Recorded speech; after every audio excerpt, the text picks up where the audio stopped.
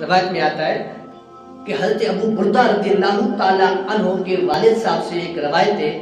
روایت یہ کہ فرماتے ہیں کہ نبی پاک علیہ السلام نے ارشاد فرمایا میری امت کے لیے اللہ تعالیٰ نے مجھے 2 امانتیں عطا فرمائے. پہلی امانت کیا ہے؟ فرمائے پہلی امانت یہ کہ وما کان اللہ لیعذبہم، اے میرے محبوب جب تک آپ ان امتوں کے درمیان میں ہیں میں اس وقت تک عذاب نہیں دوں گا.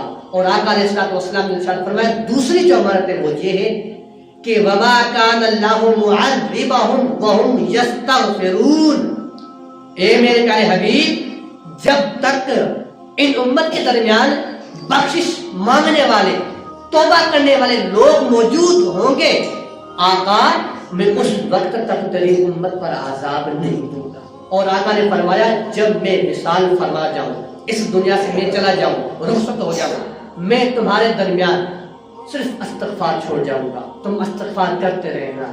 جب تک تم استغفار کرتے رہو گے اللہ تعالیٰ اس امت پر کبھی بھی عذاب نہ عطا فرمائے گا، کبھی بھی. اور اس امت پر عذاب کیوں نہیں آتا؟ حالانکہ ہم گناہ تو بہت کرتے ہیں، ہمارے اوپر عذاب کیوں نہیں آتا؟